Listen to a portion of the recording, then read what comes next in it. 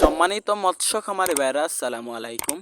আপনারা কি মাছ চাষে লাভবান হতে চান, বা আপনারা কি দেশি গুলশা, দেশি ট্যাংরা, থাই পাঙ্গাস, মনোসেক্স তেলাপিয়া এই ধরনের মাছের পোনা খুঁজছেন? তাহলে আমাদের এই ভিডিওটি দেখুন। তো বিয়স, আপনাদেরকে আজকে নতুন মাছের ভিডিও দেখাবো। তো বিয়স, আপনাদের যে মাছের ভিডিওগুলো দেখাচ্ছি, এই মাছগুলো মোটামুটি বড় সাইজের। এই সিজনের শেষের দিকে প্রায় আমাদের এই মাছগুলো রয়েছে। তো বিয়স, আমাদের এখানে পাবেন 1 ইঞ্চি, 2 ইঞ্চি, 3 ইঞ্চি, 4 ইঞ্চি সকল ধরনের সকল সাইজের দেশি ট্যাংরা মাছের পোনা। তাছাড়াও আমাদের এখানে সকল মাছের পোনা পাবেন। তো বিয়স, আপনারা লাভজনকভাবে যদি মাছ চাষ করতে চান, তাহলে এই দেশি ট্যাংরা মাছের পোনাগুলো চাষ করুন। আমাদের দেশি ট্যাংরা মাছের পোনাগুলো মাত্র 6 মাস চাষ করবেন।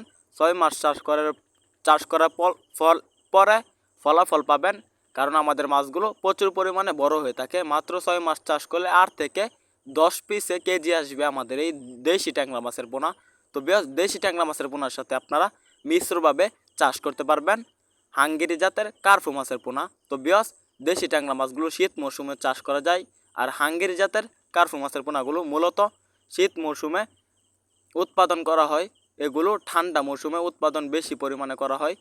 এগুলো গ্রীষ্মকালে বা বর্ষাকালে উৎপাদন করা হয় না, শীতকালেই উৎপাদন করা হয় হাঙ্গেরি জাতের কার্ফু মাছের পোনা।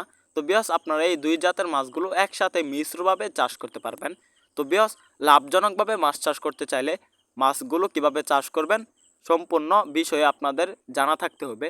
তো বিয়স, আপনাদেরকে বলবো, মাছগুলো চাষ করার ক্ষেত্রে পুকুরের চারপাশে গাছপালা ছাটিয়ে পুকুর প্রস্তুতি করবেন, এবং পুকুরের তলায় ময়লা গাছা থাকলে পরিষ্কার করে তারপরে পুকুরের তলায় চুন, সার, খৈল ছিটিয়ে দেবেন।